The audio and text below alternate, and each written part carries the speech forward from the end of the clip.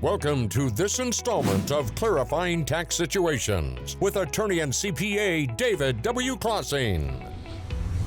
How can hidden assets or hidden sources of income or understated income easily be discovered during a divorce? Hopefully I'm starting to convince you that if you've got a history of committing tax fraud, that now is the time to clean it up before you get too far involved into your divorce. But you may still be asking yourself, how specifically are they going to find out that I've hidden assets from my ex, my soon-to-be ex? How are they going to figure out I've committed tax fraud and understated my income? Well, guess what? If there's even a suspicion that there's a problem, matter of fact, in all high net worth divorces, forensic accountants are routinely utilized to look for these things. How are they going to find it? You're asking yourself. Okay, here's a list of income sources that often go overlooked and go undisclosed in court-mandated financial disclosures. If you omit your Social Security or pension income, forensic accountant's going to be looking for it. If you omit unemployment compensation, they're going to look for it. Rental income, accrued vacation pay, tuition reimbursement plans, tuition refund plans, barter arrangements, concealed indebtedness income, they're going to be looking for it. A forensic accountant's going to be looking at your capital loss or your N.O.L carryforwards. Those have economic value.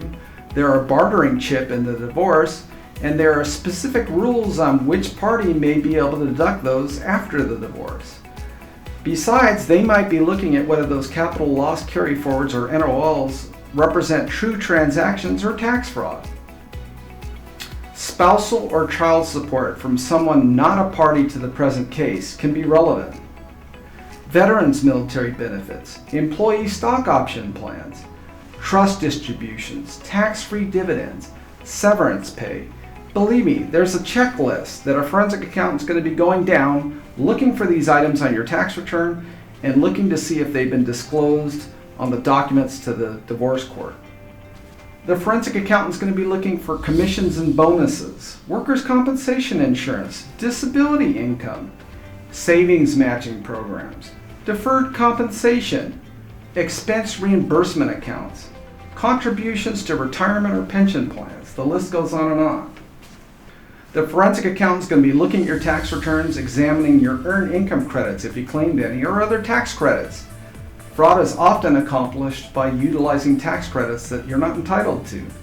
They're going to be looking to see if you had lottery winnings that you're not reporting, prizes and awards, or they're going to be even looking for cash basis or under the table income. How can they find that? They see income flowing into a bank account, or there's more deposits into your personal bank accounts that are reflected on your personal tax return. That's real simple to figure out.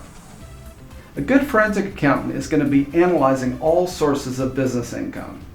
The first thing they're going to look at is they're going to examine the compensation of the spouse that's working in the business.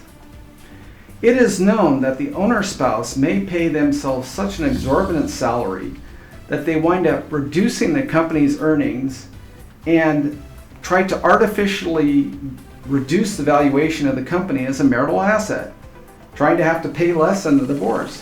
Forensic accountant's going to be looking for that. It is known when there's a business owner spouse working in a business that they may attempt to increase the other expenses of the business before, during, and after the divorce to further decrease the business earnings in an attempt to minimize a divorce settlement. By the way, this same motivation can create a desire to fraudulently omit income and deduct personal expenses, which can lead to tax fraud. Their intention in juking the tax return can just be to understate the income to the divorce court, but believe me, the taxing authorities aren't going to buy that excuse. So here's what you're up against. If divorce counsel suspects there's hidden assets or income, and they can't immediately prove it, all right, what they're going to do is issue interrogatories to you.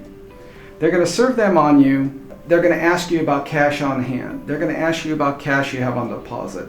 They're going to ask you about cash transactions, asset transfers with or without consideration, sales versus gifting of assets. And the bottom line is they're going to require you to answer these interrogatories under an oath. Okay?